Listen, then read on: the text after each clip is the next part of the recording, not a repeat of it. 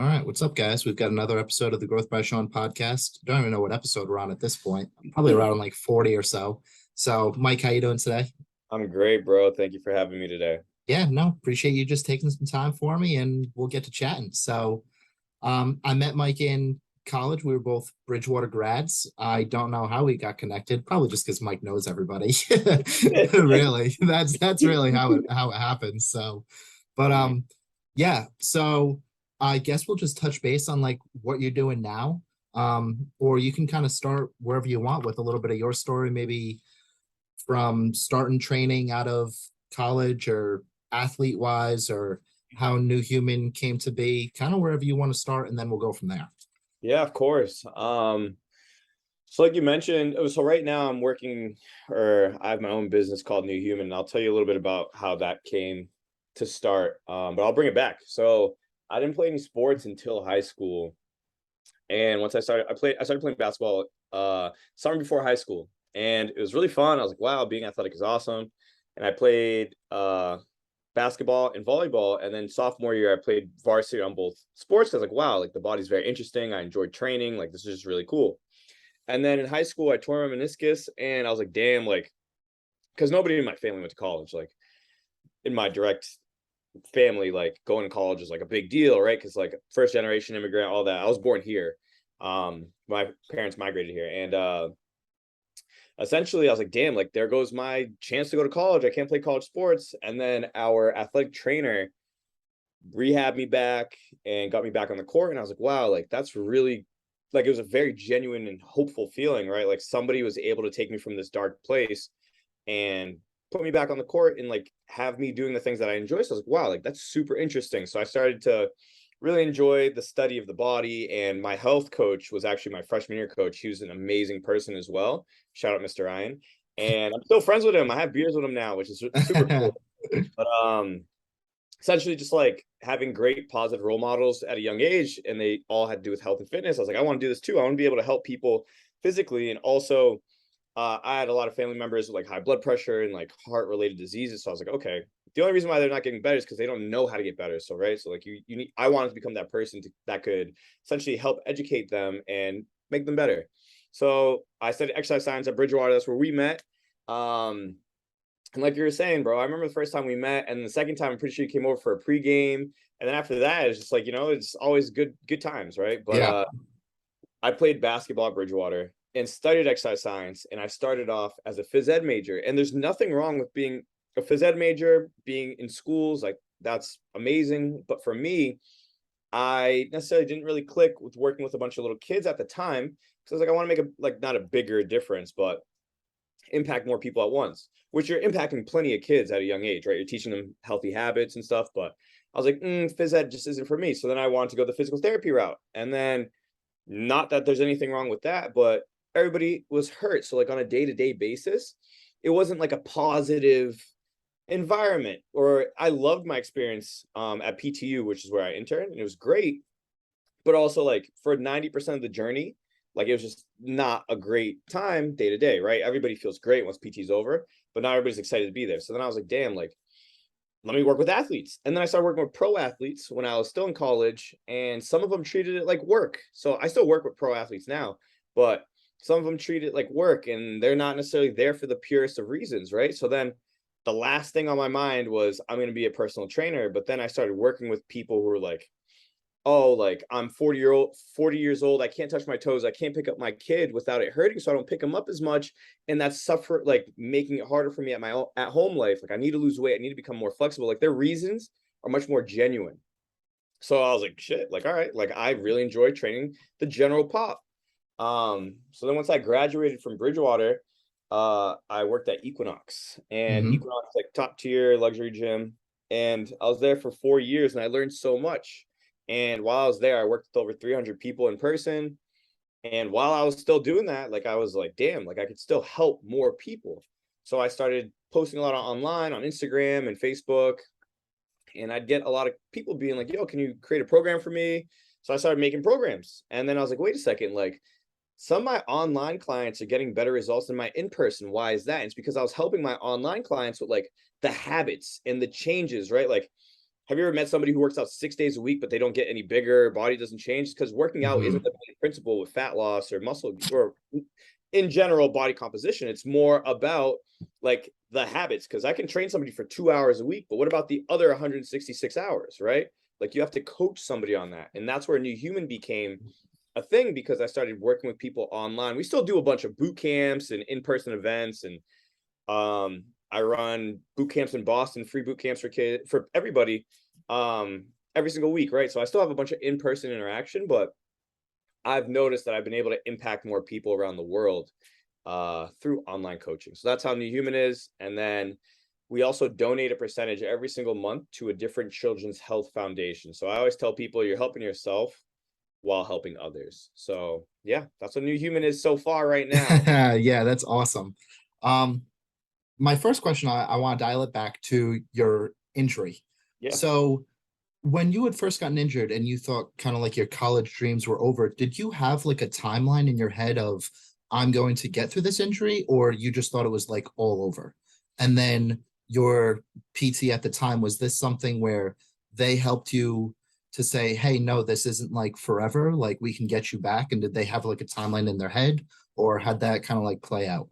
Yeah, totally. So it was my first, I mean, I had rolled ankles and stuff like that, but like I just Hmm. didn't, just because I didn't grow up playing sports, I didn't have like a general sense of like, oh, like because you hear people saying like, oh, ACL tear, career is over, blah blah. Like as a young, not immature, but like just not a knowledgeable kid, I was like, damn, like I'll never be able to jump or move as fast or after the injury. So I was like, damn, like, and that's where like I became quote unquote hopeless. But then they created a whole plan, the structure behind it, like the science behind like not regenerating, but essentially like bringing yourself back to where you were, or even better. Like I'm a much better athlete than I was in now than I was in college or high school because I just have so much more knowledge. But yeah, I just thought it was really cool. And then from there, I continued to study the injury aspect and just like bodies and muscles and anatomy and everything surrounding that. And like a bunch of friends would come up to me for advice. And I was just like, wow, this is really interesting. Like I can make money while helping people and being passionate about something. You know what I mean? Hmm. So when you kind of started in-person training and writing programs for people online, things like that, did you ever have to study like psychology, or was this kind of more just give like a kind of like your energy and aura that you already kind of have, like a friendliness to you? Or was this something that was kind of like learned?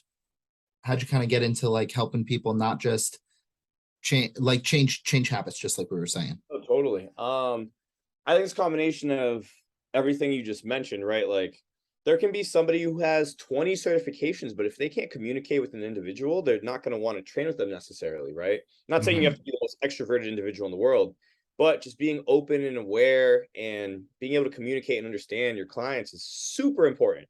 And I like some people joke and say like I'm their therapist, but essentially like I Mm. am walking them through their day to day so that they can achieve their healthy habits. Like I'll give you one example. One woman I train right now, she all of her habits have nothing to do with nutrition and working out because when she's stressed and stressed at work and disorganized, she's never going to Hmm. work out. She's going to binge eat. She's going to do all the bullshit.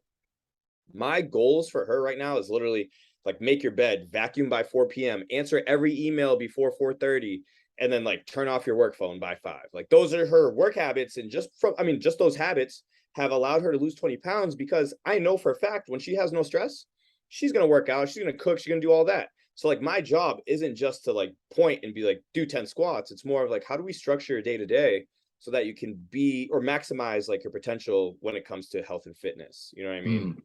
Yeah. Um, Equinox also, which I applaud them, they have an in-house education system. So they pay you to take their courses and there's an instructor, all that. And you learn a lot of the habit changing side of things, right? Like I can just be like, hey, go do this workout, but like, how do I Mm-hmm. get somebody to commit? And like, how do I understand or like really deep dive deep into like their reasoning, right? You have to communicate and figure those things out because if their reasonings are like surface level, they're not going to stick to a program or stick or commit to something that's hard to change. You know what I mean? So like as a trainer, it's your responsibility to really figure out emotionally what is causing that individual to want to train, you know?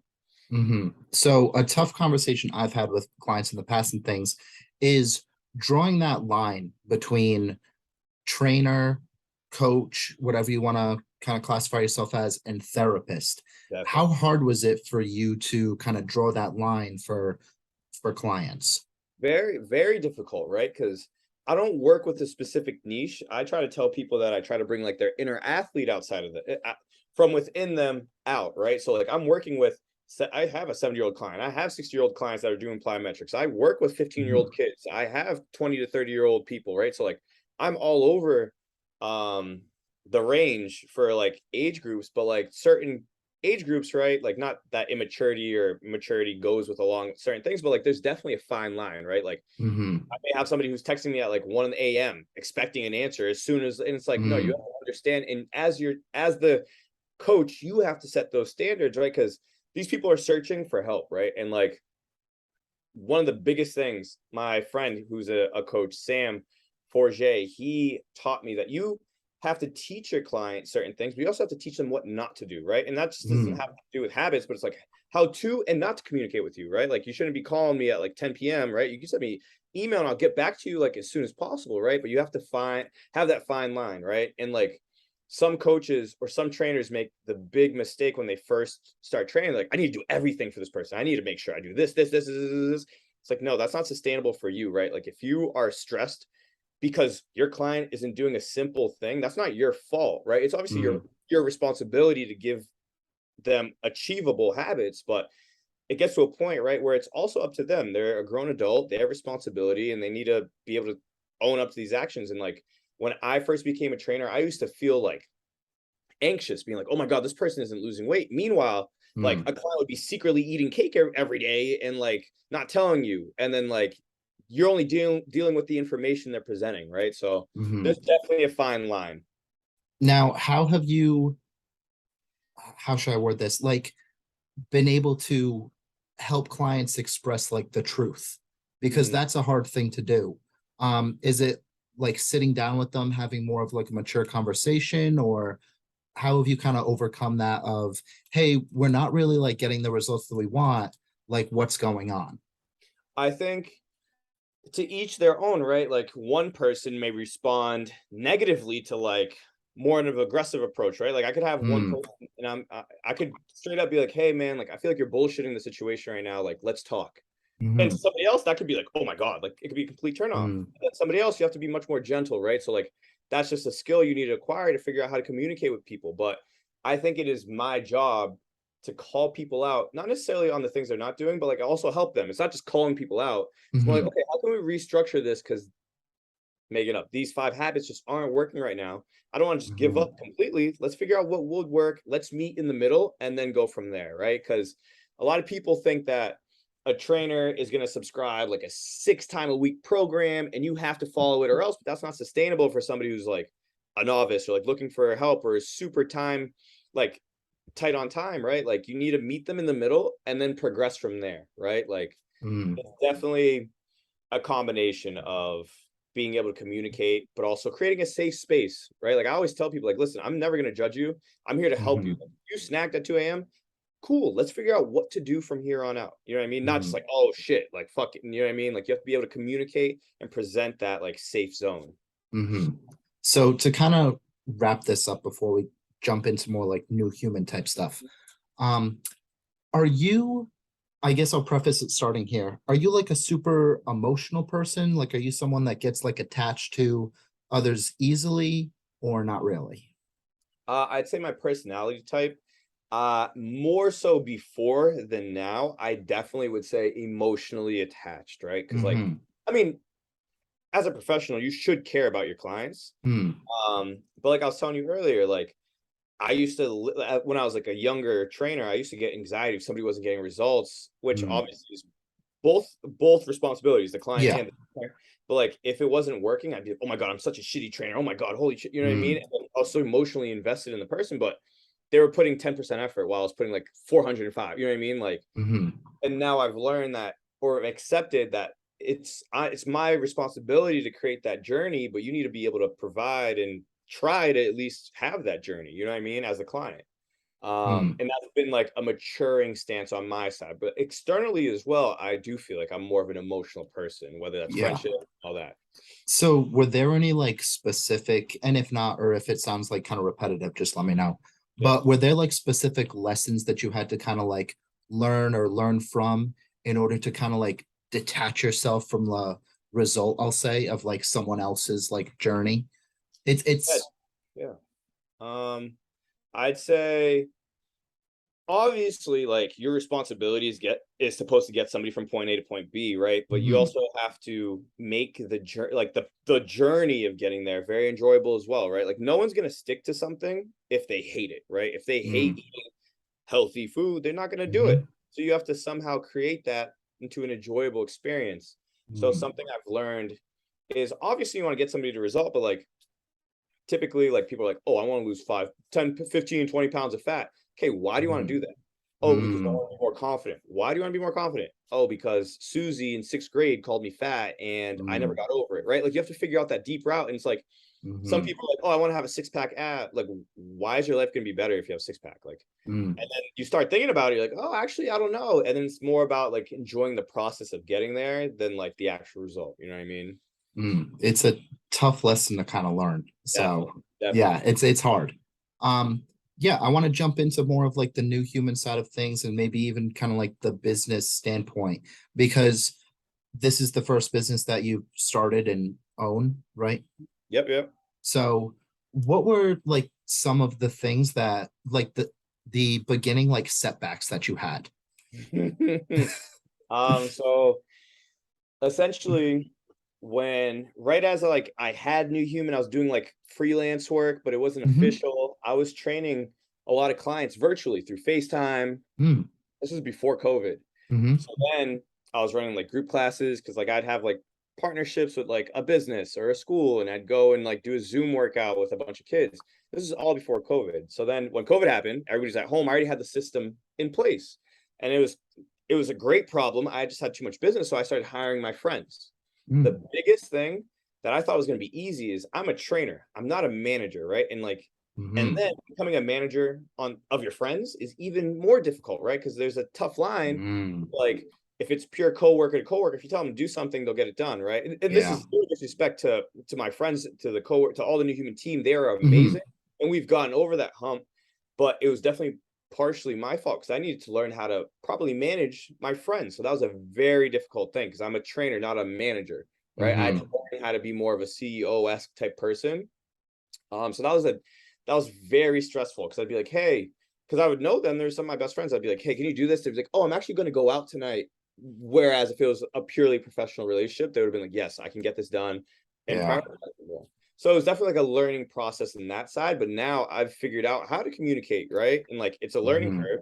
But now I love, like, I've always loved my team, but now we work in unison, right? Like I can sell a package and it's their client and they're able to progress. And it's just like a whole holistic approach. Because if somebody needs more mobility, I'm not a mobility expert. I know how to get somebody more mobile, but we have movement specialists, yoga instructors. You know what I mean? If somebody's a ball player, guess what? We have the basketball side, the athletic side, the strength conditioning side. So it's more of like a one pit stop type stop.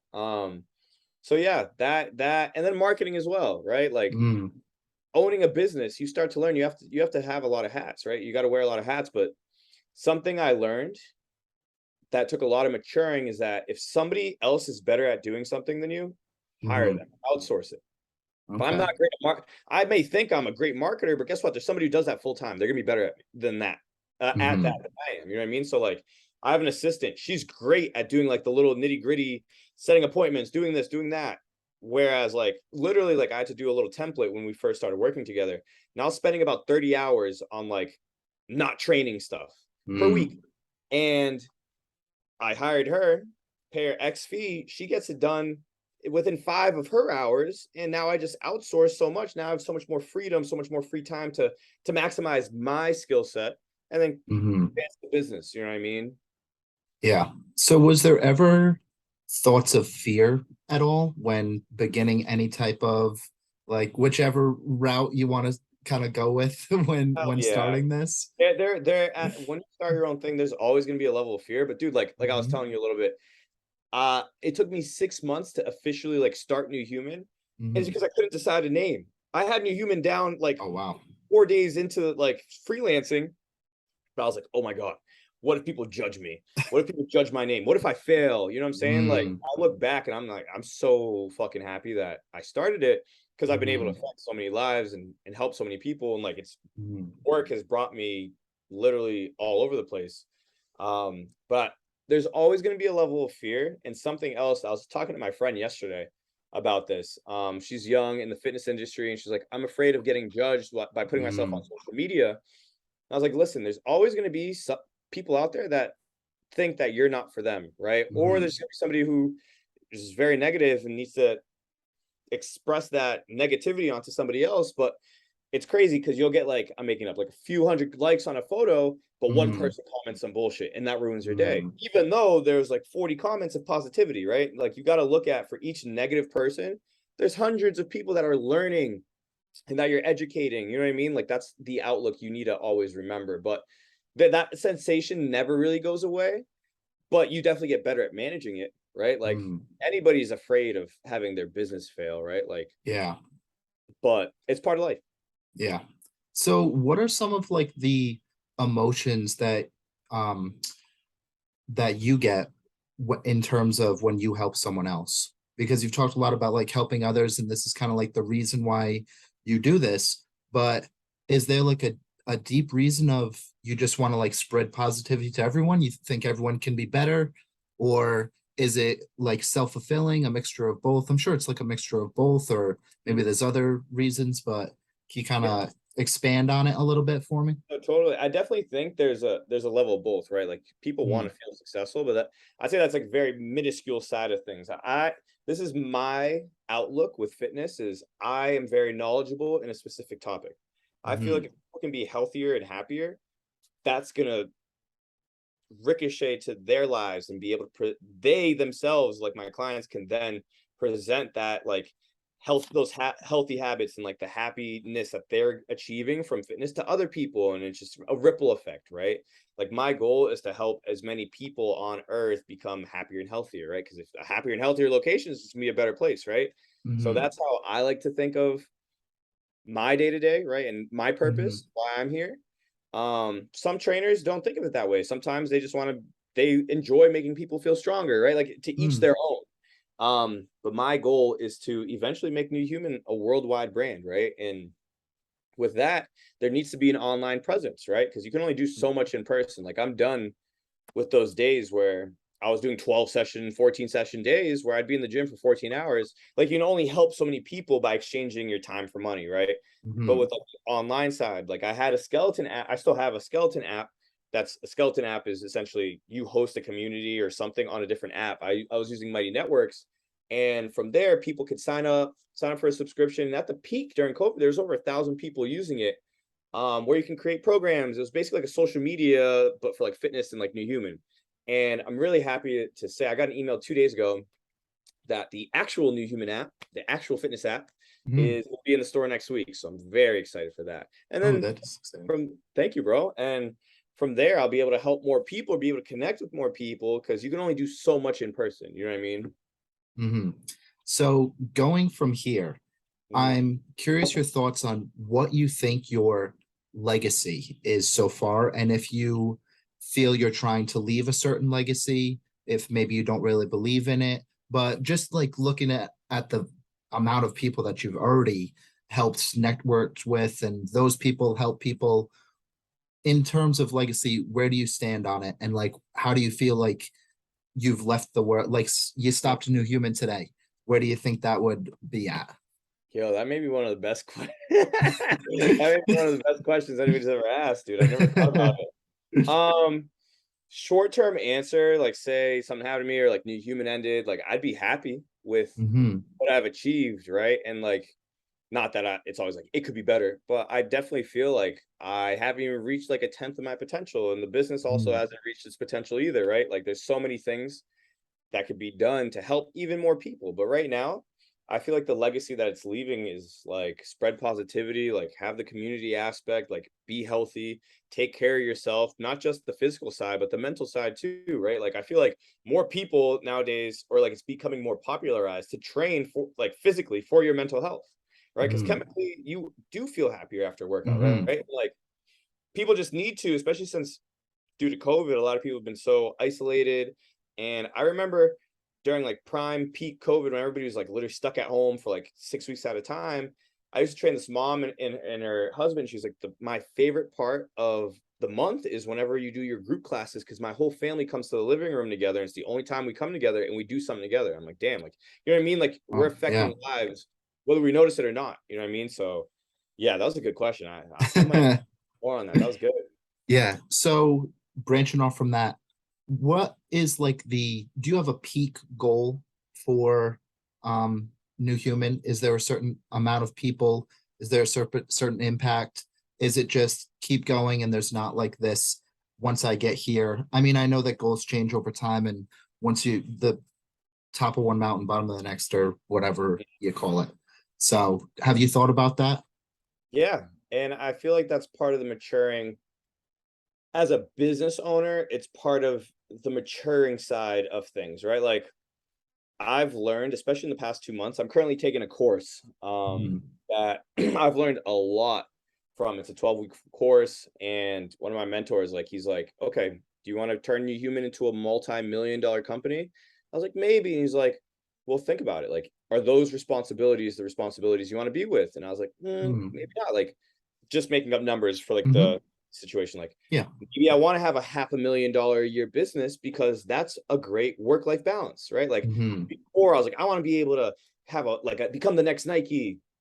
And it's not that I'm like striving for a lower goal or that I'm not achieving that goal. It's more just like I want to be able to have the whole reason why I started this is because I wanted to have more time to be able to be around my family, my fiance, my kids, my dog. You know what I mean? Like once I Mhm. get to that position, I want to set myself up in 5 years to have that work-life balance.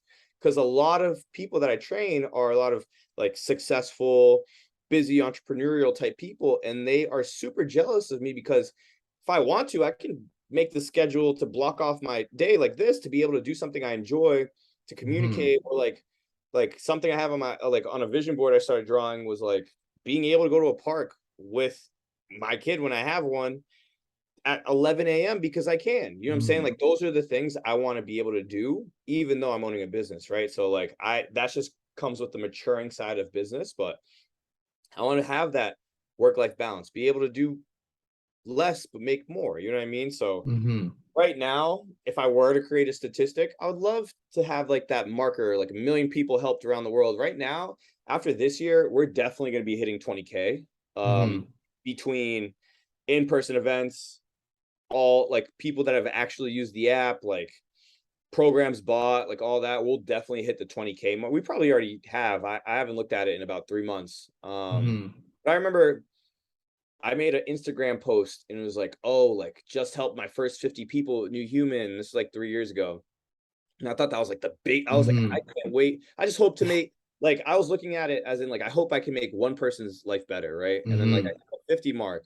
And it was never like, oh, more, more, more. But at the same time, it's cool to see the increase where we hit 1,000 people helped. And like now I run workouts every week in the city. Sometimes there's it's between 50 to 150 people that come every week on top of like the app downloads and stuff and the messages. Like it's cool that it's transformed to like basically like 1,000 people a month. I'm like that I didn't know before the month prior. You know what I mean? Like it's really cool to see the Mhm. amount of lives that Yeah. that No, that is really cool. So I also am curious about now, do you like even just talking about Nike, is this something where you compare your business to someone like other businesses, or you're really focused on yours and not really worried about the competition? I think you have to find the fine balance, right? I think if you're looking for a mentor or if you're looking for a trainer, you want to hire somebody who's done something that you Hmm. want to do. Not that that's the case all the time, but like if Hmm. I want to become a Nike, I got to see what they're doing. I got to see Okay. if their clothing, how are they styling their clothing? Because I have a clothing brand too, right? And like a lot of Hmm. people, like I think we're at like 150 countries delivered to, Wow. you know what I mean, which is like insane. I don't even Yeah. think. I don't even handle, a cool part is I don't even handle the clothes sales anymore because TJ, a client of mine, who's one of my Mm-hmm. best friends now, Mm-hmm. who's lost 200 pounds, I hired him to do all clothing, everything, shipping, boxing, all those type of things. He does everything, which is really cool to see. Like, I helped him create the system and now it runs without me even thinking about it. You know what I mean? Okay. But yeah, I mean, you definitely want to research the competition, but I'm not like, Mm-hmm. okay, every day I need to get like Adidas. Some people are like that. Yeah. Some want to Mm-hmm. create the brand that big, but that's just not me and where I'm at right now. Okay. Yeah, that makes sense. So, um, next question, a little bit, not like super negative, I want to say.